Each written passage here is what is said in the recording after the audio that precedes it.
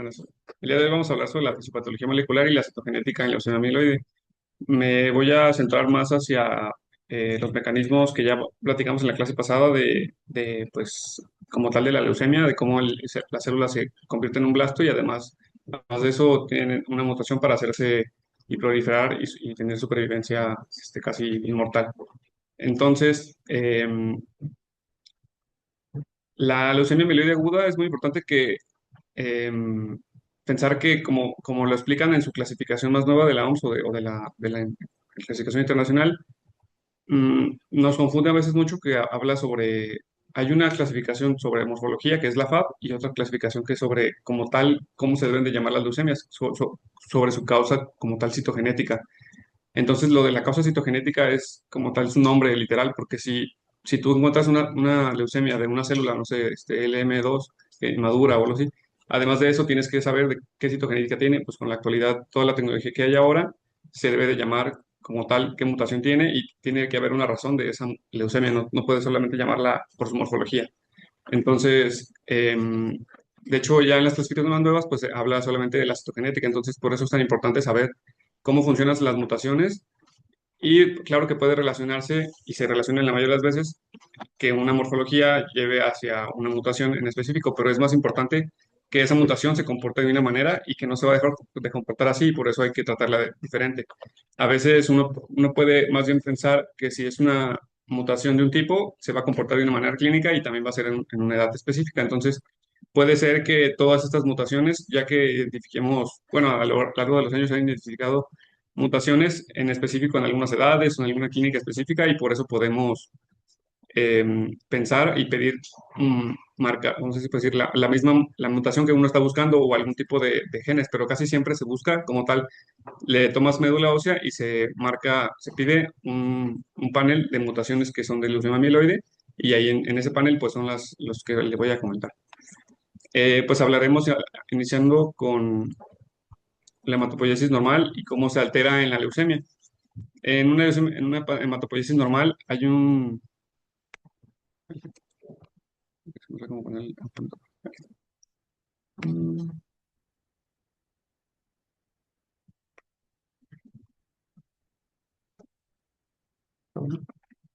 bueno, en la hematopoiesis normal, pues aquí está normalmente, ¿no? La célula madre hematopoyética y que se va direccionando, depende de los marcadores o los señalización que vaya indicando y que vaya necesitando el cuerpo, se van haciendo, pues, a células maduras, como el monocitos, neutrófilos, basófilos, eosinófilos, megacaricitos y eritrocitos.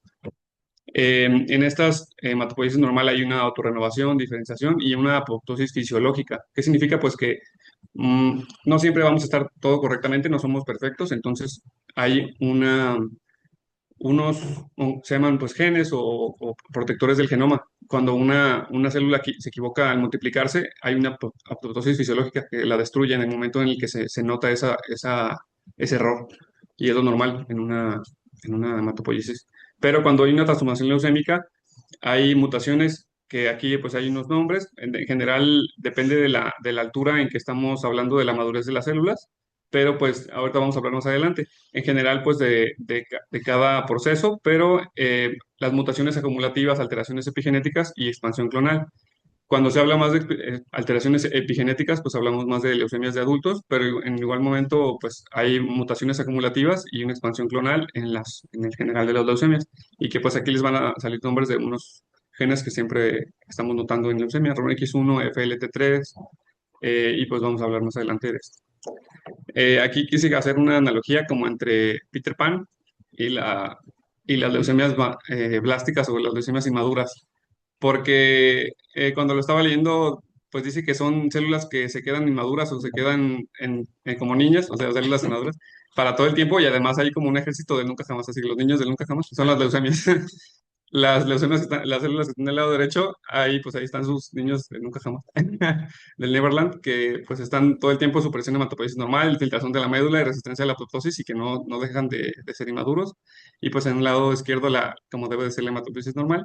Pero ahorita vamos a hablar más adelante, en la siguiente diapositiva, que dice que hay como dos tipos de mutaciones en los genes. Una que frena, que no deja que frenen este crecimiento y otro que hace un acelerador presionado pues que son dos tipos de mutaciones, la uno y la 2, vamos a hablar más adelante. Y pues esto es lo que, pues bueno, más o menos nos quede claro esto. Ujú.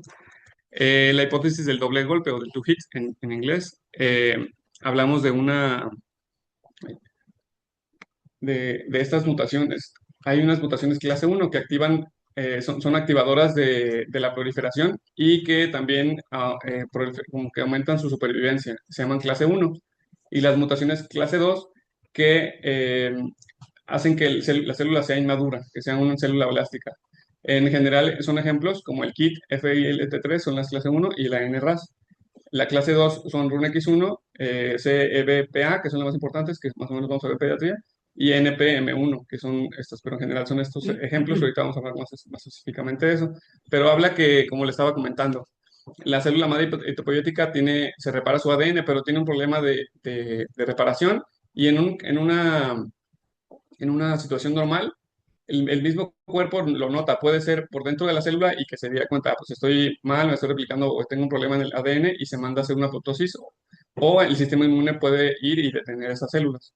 Cuando hay un problema o que hay esta clase uno y además una clase 2 porque por eso se llama two hit, tiene que haber una de clase uno y otra de clase 2, provoca una expansión clonal y se hace por eso una leucemia. Aquí más adelante pues están mutaciones. Las de clase uno como son KIT, FLT3, NRAS y PTM11, que necesitan de mutaciones clase 2 que son todas estas. Pues en general de los niños, la que es común, la PML rara alfa, que es la M3, RUNX1, RUNX1T1, que también aquí no está, pero o se le encuentran, la KMT, no, la de, ¿sí, verdad? KMT. Ujú. Esa no está aquí, pero vamos a hablar más adelante de ella. Ujú. Ese es más bien como de histonas y ¿cómo se llama? De como movimiento de genes. Vamos a ver. Ahí. Bueno, ahí.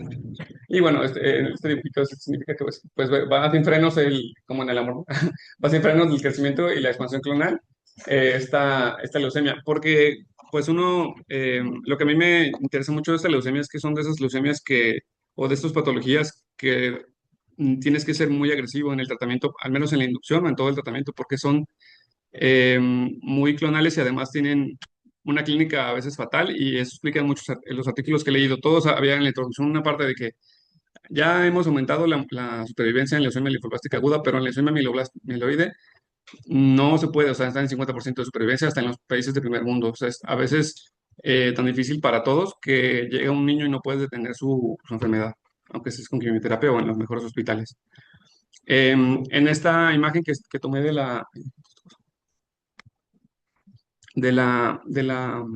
un artículo del Consenso Mexicano, pero que es un artículo original en inglés que aquí tradujeron. Este, la, dice más o menos, bueno, el mecanismo de cada uno de los más importantes en pediatría. Del lado izquierdo está FLT3, que provoca la duplicación de las células como si fuera una activación del sistema inmune. Si se acuerdan en inmunología, la JAK-STAT, PI3K, AKT, perdón, y la RAF son vías de señalización de activación del sistema inmune que hace que se dupliquen las células y que haga una respuesta inflamatoria. Entonces, cuando está activado o cuando está mal, pues hace este efecto.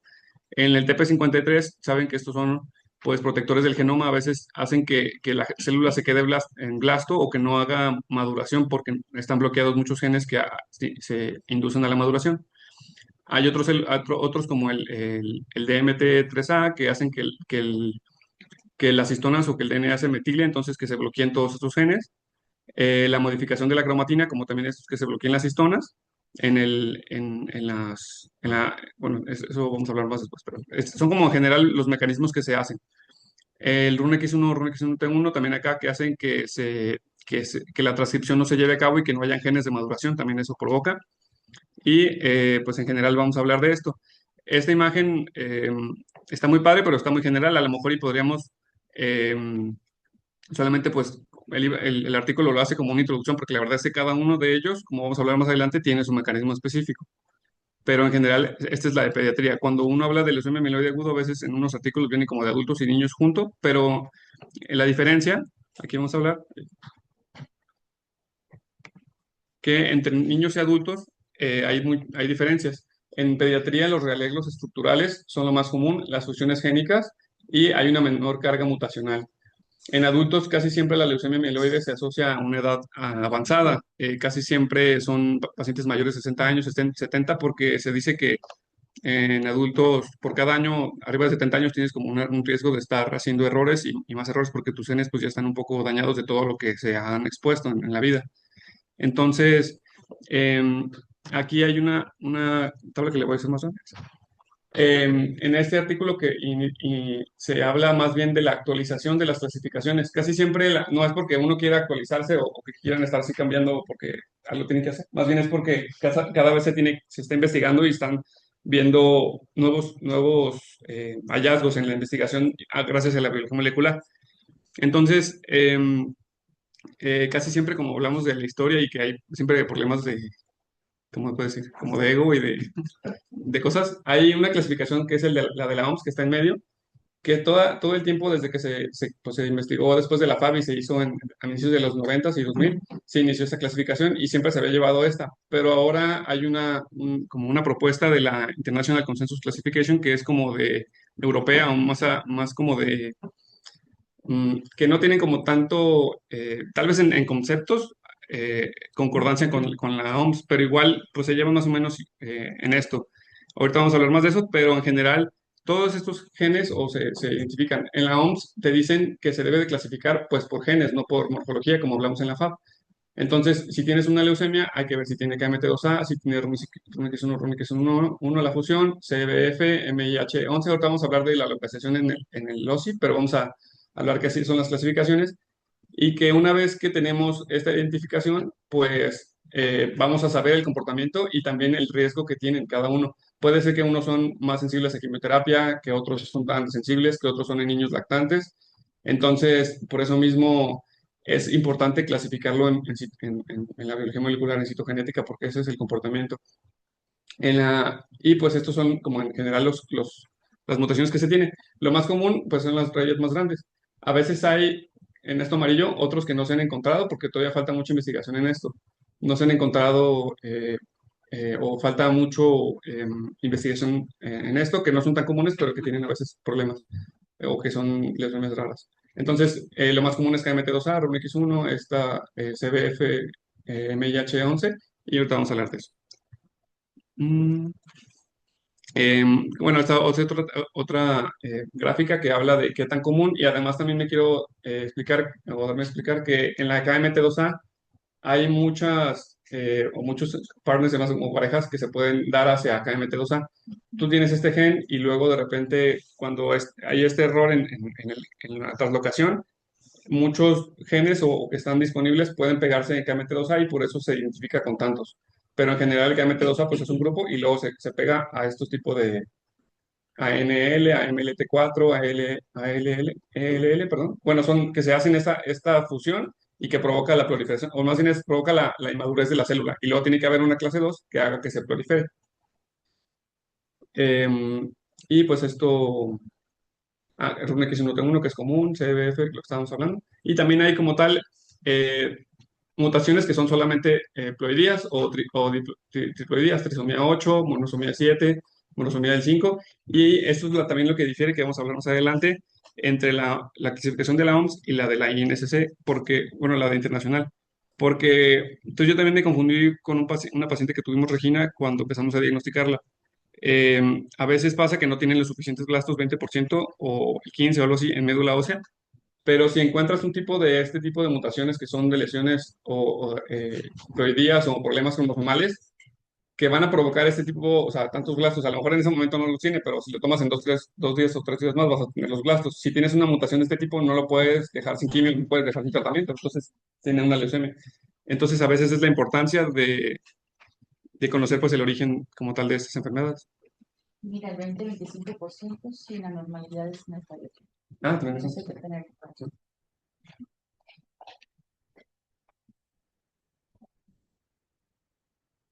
Ujú. Eso me pasa. Bueno, los mecanismos moleculares de las mutaciones en específico, vamos a iniciar con la KMT2A. Esta imagen, bueno, no me la robé, pero la hice con una bibliografía y está muy padre porque en la inteligencia artificial te hace como un proceso. A veces es difícil encontrar este tipo de, yo no, que no sé dibujar, ese tipo como de dibujos que hace la IA, que está muy padre. El AKMT2A es un regulador epigenético maestro de la hematopoiesis. Entonces, la KMT2A metila, entonces mantiene abiertos los genes y se desarrollan así las células de la médula. Entonces, debe haber una transcripción adecuada, diferenciación hematopoietica normal y una producción de células sanguíneas funcionales. Estas bolitas a lo mejor no se acuerdan cómo es, pero estas son las histonas, las que son como estos. Todo el ADN se enrolla así en las histonas y entonces el ADN se va desenrollando y va quitando el ADN que está aquí o que está acá, está expuesto y entonces llega el KMT2A y lo agarra y luego lo pega con otras partes del ADN que no están en el mismo cromosoma tal vez o que están en otras partes que están muy lejos. Y entonces por eso es importante todos estos reguladores. Cuando tienen un error, bueno, aquí está en la leucemia, la translocación KMT2A que está en el cromosoma 11 en la parte larga de la parte 23. Eh, entonces se han encontrado que hay un error, entonces agarra los genes de un cromosoma y los pone con el otro y los junta así, ¿se fija? Y entonces agarra una parte del cromosoma y es una translocación y se pegan dos cromosomas que no deben estar juntos y eso provoca pues una alteración una translocación y alteraciones a nivel de células, o sea, que van adelante, un reclutamiento de complejos transcripcionales de genes que no son necesarios y que además provocan inmadurez o que más bien no hacen que se madure la célula y pues hace una permetilación en el H3K79 y va a activar los genes HOX, que también es que hacen que se haga, pues se autorrenoven o se hagan como proliferen estas células y pues se acumulan los blastos inmaduros en la célula.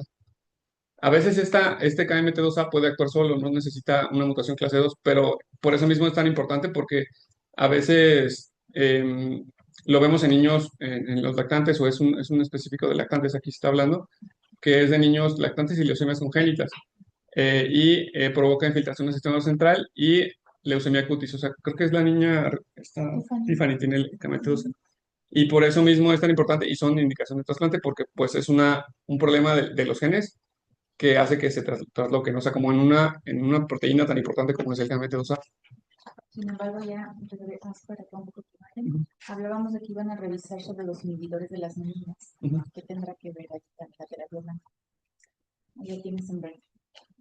En el 3. ¿Alguien lo revisó? Niñas.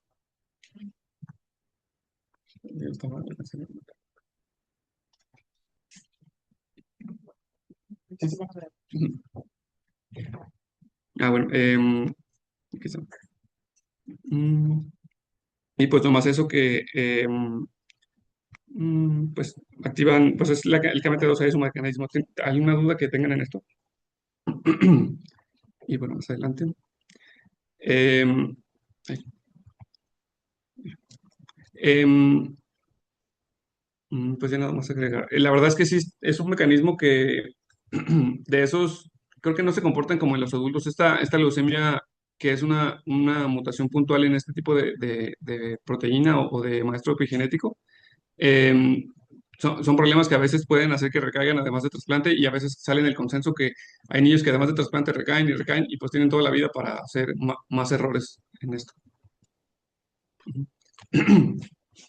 La FLT3-ITD es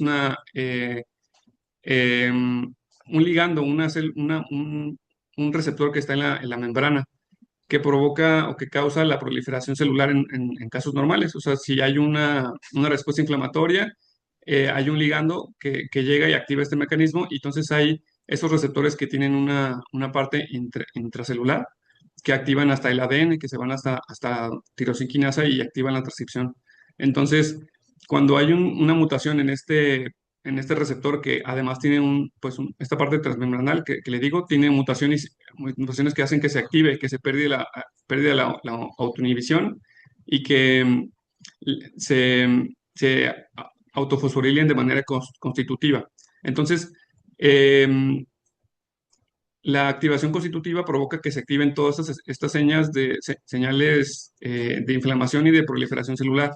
La vía STAT5 es una vía que hace que las células de la infección o células que combaten la infección o que células inflamatorias sean resistentes a la muerte celular, que las bacterias o que los agentes externos no las maten tan fácil y que tengan pues esta supervivencia como son guerreros, ¿no? Pero en un problema de esto de leucemia, pues hace que se sea superviviente y que no tengan una mortalidad programada, una apoptosis programada y pues tengan un problema aquí ahorita en la leucemia. También hace que se prolifere con un mecanismo de la vía RAS, MAP y RK, que pues se hacen con los genes de MYC, ciclina D1. Entonces, eh, todo el tiempo se están proliferando y hacen como si estuvieran combatiendo una infección, pero pues usualmente son blastos ahí que no sirven para nada y que están bloqueando pues las otras células de otras ramas ajá, de la hematopoiesis. Y pues también hay señalización de la PI3K, o si nos recordamos de la inmunología, y el mTOR que provoca que las células tengan rutas que bloquean la apoptosis y tengan una mayor supervivencia clonal. Y pues esto todo se traduce en una hiperleucocitosis al debut, progresión cinética, alto riesgo de leucostasis y asociación a un pero pronóstico. Estas también son pues señalización de que, de que pues es algo de riesgo y que tienes que pues, ser más intensivo en la quimioterapia con estas mutaciones. El mecanismo pues como tal, también hablando más ahora de lo que se está hablando de las histonas. Hay como mutaciones de clase 1 y clase 2. Hablando un ejemplo de la PML rara alfa que se da en la leucemia M3 o en la promielocítica, ese es un ejemplo pues de la rara alfa, pero muchas en general vamos a hablar más adelante, que son estas de abajo, la PML rara alfa, la RUNX1, RUNX1T1 y estas locaciones CBF, MIH11 actúan de una manera parecida. Pues que hay una translocación en el gen, como aquí dice en la T1517, que hay una translocación, luego hay una proteína fusión, como en los otros que están abajo. Entonces, luego hace un reclutamiento de proteínas que hacen transcripción o que son transcripcionales y que activan o que desactivan genes de maduración. Entonces, ¿cómo lo hacen? Desacetilan las histonas y promueven la condensación de la cromatina, que se hace así como está en esta imagen, que la cromatina y el ADN se hace una bola, así como que se hace todo junto, como si fueran unos audífonos del iPhone, que están así pegados.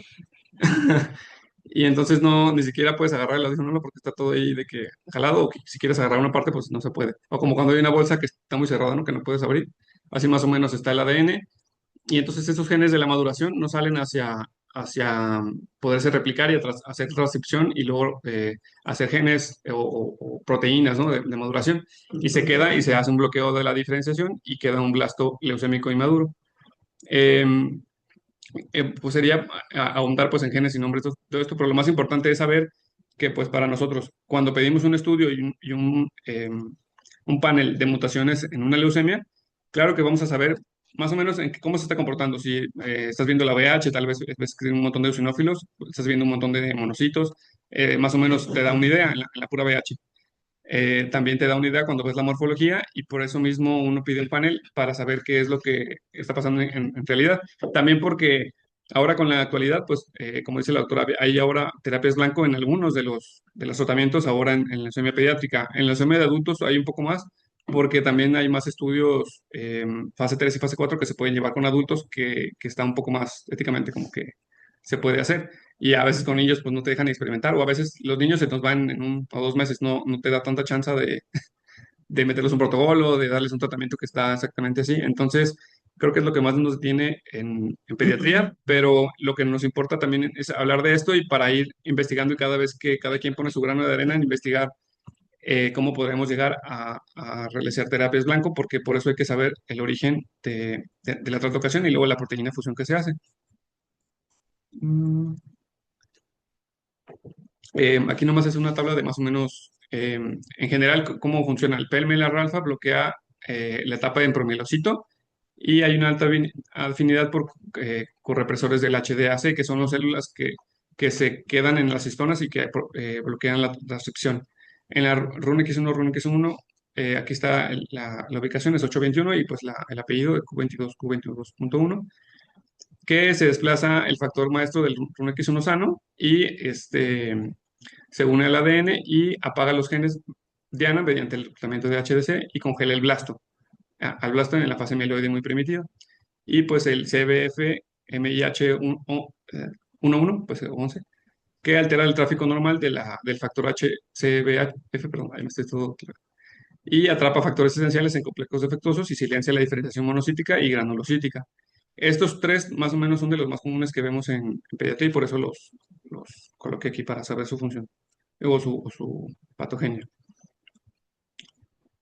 Bueno, ya cuando hablamos de, como les estaba platicando al principio, a veces uno nomás es como de que hacen los estudios y hay una base de datos y todos los pacientes de leucemia, no sé, en dos, tres países hacen en general las mutaciones que tuvieron y además tienen que ver en esa base de datos cómo se comportaron los niños, si tuvieron hiperleucocitosis, si fallecieron, si tuvieron una supervivencia libre de eventos larga o corta, si respondieron bien a la quimio, si respondieron bien al trasplante, o sea, todo esto. Hacen la base de datos y luego estadifican el riesgo pues, con estadística. Entonces, en esta diapositiva puse la dificultad que ahorita está y que están como en una pelea ahí entre el ICC y la OMS porque hicieron dos clasificaciones del mismo año. Entonces, uno nos confunde. Puede usar cualquiera de las dos, pero más o menos, al menos a mi parecer, me pareció más completo la de la ICC, porque te habla, depende de la mutación, como en el lado derecho aquí, depende de la mutación que tiene, cuál es el porcentaje de blastos que tú puedes esperar y que con eso ya es positivo una leucemia. Y acá de este lado no te dice. Además, en el ICC te dice que si no tiene este porcentaje de blastos, no te quedas así sin diagnóstico, sino que es un síndrome mieloesplásico o un problema que hay que estar en vigilancia porque va a llevar a una leucemia. Entonces, aquí te dice, la fusión PMLR alfa tiene que tener un mayor de 10% de blastos en la médula. La fusión RNX1 mayor de 10%. En la fusión BCR-ABL1, 20%. Entonces, en general, pues es más específico. Y además, con el TP3 mutado, más de 10%. Hay mutaciones relacionadas con mielodisplasia, que son estas que tienes que estar vigilando a los pacientes. Y pues anormalidades citogenéticas relacionadas con mielodisplasia son todas estas que pues, son como más bien como de lesiones y alteraciones puntuales que hace falta una mutación, aparte para que ahora sí ya se haga la leucemia. Y pues hay otra parte que no es especificada. En la de la OMS solamente te pone pues cuáles son las definitorias de una leucemia. Aquí están pues todas estas. Y te dice, cuando tienes una leucemia, a buscar, no, pues es una leucemia por PMLR alfa y ya lo tienes, ¿no? O por BCR-ABL1 y ya. Las que se relacionan con esto y también en la de la OMS dice definida por diferenciación. A veces también tienes que poner en la leucemia una leucemia, o eso tiene que poner a fuerza, una fusión de RUNX1, RUNX1T1 y lo defines con maduración, sin maduración, monocítica, o sea, más o menos entra esto como el de la FAB. Pero ya hablando pues de citogenética es como que más específico hablar pues solamente de estos definiciones y que te dé lo más fácil posible para luego ahora en la clasificación de riesgo, que está más adelante, tú sabes en dónde lo vas a acomodar, porque a veces pasa que pues a veces hay mutaciones que no están o también cuando tú lo tienes no tienes los brazos suficientes para hacer RUNX1 y esto, pero en general así se acomodan por riesgo. Cuando los acomodas por riesgo, que es una diferencia en los adultos, nosotros vamos a darle intensidad, depende de la intensidad del tratamiento que se va a hacer, depende del paciente. Entonces, si es favorable, pues a todos en general se les da inducción, pero tal vez no lleven a trasplante, si es que responden bien. Entonces, intermedio casi todos van a trasplante, pero tienes que ver, a lo mejor no, y en adverso, pues todos, ni siquiera nomás inducirlos y yo trasplante. Entonces, en general, por eso se acomodan así, y también porque pues la supervivencia de cada uno es diferente y también el comportamiento clínico. No se van a comportar todas igual y por eso también se acomodan en riesgos. A veces, pues por eso uno se confunde, pero en realidad es lo más, lo más nuevo de ahora, pues hace unos 20 años al menos, ¿no? Que no nos quedemos con solamente la morfología, sino que se acomoden por el comportamiento citogenético y por eso mismo se estratifican solamente por eso, ¿no? Porque si aquí no vemos que sea, es de monocítica, o es de eosinófilos, o es de plaquetas. O sea, en realidad es solamente de esto. Y claro que se relaciona a una morfología específica, pero es más la clasificación que hay que buscar en un paciente. Por eso mismo, pues les tomamos el panel citogenético a todas las leucemias mieloides, en general las linfoblásticas también, pero también es de importancia de eso. Y que, mm, pues, así se debe como de pues, abordar más o menos. No sé si me di a entender. Sí. Y ya hasta la última. Es tu biografía, ¿no? Sí.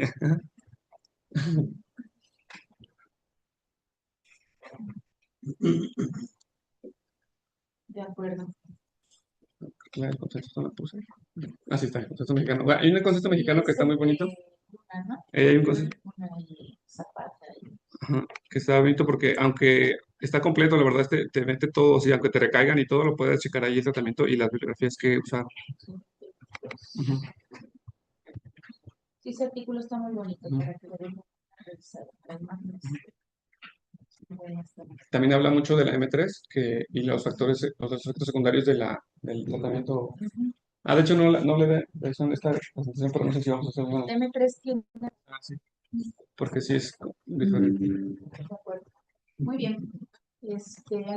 ¿Algún comentario, chicos? ¿Algo que agregar de lo que tengan que discutir?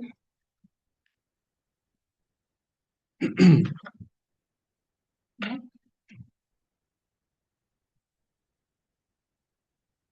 Hay un tipo, pues el subtipo que tienen justamente los pacientes que realmente no saben que están en riesgo intermedio. En esa clasificación, pues, lo ubica, está en el alto, Adverso, sí.